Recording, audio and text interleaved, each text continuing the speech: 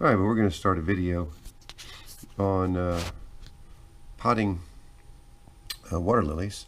You saw in an earlier video, I think it was part 2 of our pool to pond series, that we planted some water lilies that we recovered out of a local waterway, and I planted them wrong. I'm not saying they won't make it, they won't do okay, but certainly not textbook, certainly not how you should choose to do it.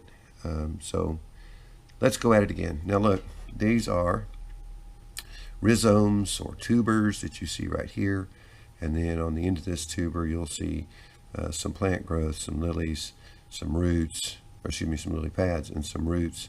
These are very young. These were purchased off of eBay from a water garden out of California, and so we're going to plant these. A few things to note: obviously you have the tuber section, and the way these things grow is they grow. It started here when it started out from its infancy, and has grown this way. And this flower-producing, leaf-producing head will continue to grow in that direction. So when we plant this, that makes it relevant which end we put against. We'll put this end against the edge of the pot, so that the plant has room, the tuber has room to grow as it grows this way. Also, we'll plant it so that this is under the dirt, and the dirt terminates right here, and it's going to be up at a bit of an angle like this. And the intent there is just so it can, that the leaves, the lily pads and the blooms can be very close to the top surface, but then yet there's some plant support to hold the tuber in place as it grows. So we've got 3 of these. These are a variety hardy water lily called Wenvisa, and this is a red flowering lily, and so we're looking forward to these. We're going to take these out and plant them. I've already got the pots ready. Basically in the pots you've got paper, newspaper, retain the soil, and we've put it mostly full and packed down with topsoil.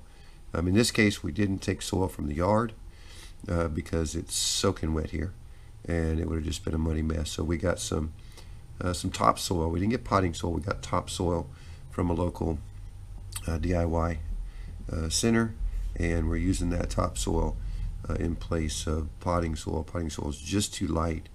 We need something that's going to pack heavy, like a clayish type soil. This is probably lighter than it'd be ideal, but I think it's more than adequate to work. So let's go plant these little guys in those pots, place them in the pond, and then see if these guys don't ultimately thrive. So again, this is really just mostly in correction to a former error where I showed not the correct best procedure for planting lilies. It's just a learning process, so this is part of it. Alright, so here's one of our pots. Here's one of our rhizomes or tubers. This is a little less dirt than I would normally use. It's fine though. So what we're going to do is we're going to dig a trench from one side toward the middle, and then we're going to lay this rhizome in the trench. And one of our goals here is we want the roots, prefer the roots to be down in or near the soil or at the soil line. So we're going to plant it like so, and we're going to bury this end of the tuber, and we're going to lift this end up a bit, and we're going to work our soil around, just around the tip of it. So you notice that the end is all the way against the wall here, and it's moving toward the middle of the pot. So the intent there is that as the tuber grows further and further, you have longer and longer time for the tuber to be well rooted. So there it is. We've got the tuber planted. So now we're going to take our scoop. We're going to get some sand. And we're going to put a layer of sand in this pot on top of the topsoil. The intent there is only to help minimize disturbance to the topsoil in the water, and also separate to some extent the gravel away from the topsoil. And then we're going to use the gravel.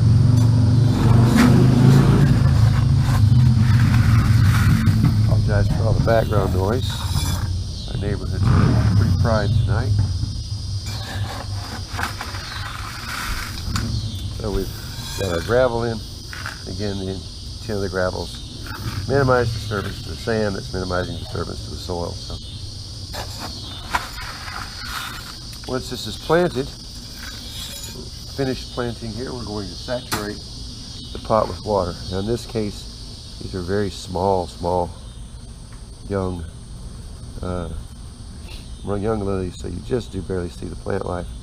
Make sure you do. This is their lifeline to the sun, photosynthesize. So we want to make sure that that's above the surface there, just to get it growing quicker. So we'll plant the other two, and we'll come back and we'll saturate the pots.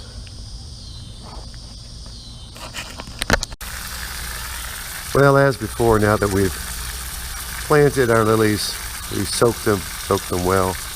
We planted 3 of these red hardy lily pads, and we're going to soak them to good. We're going to place them in the pool, and hopefully they thrive. Hopefully I'll get back with you with showing how well they're growing very soon. Let's see. So we placed these pads that we planted in the brooding area, and hopefully you can see this one. 1, 2, 3, 4 pads on top of the water, small albeit, and then 1 pad that you can probably see under the water there. Then this second, another one here, it's got 1, 2, 3, 4 pads above water, and they've grown right on out of the rhizome quite well. Now this one doesn't seem to be thriving as much. There is growth down there, but it's not nearly the growth that the other 2 are getting. The growth is right down there, and it's just slow for whatever reason, but it's still alive, so we'll see what comes of it. Anyway, that's pretty much it. Just wanted to talk a little bit about how to plant these rhizomes or tubers and get these plants started up. So I hope that's helpful to you. Take care. Bye-bye.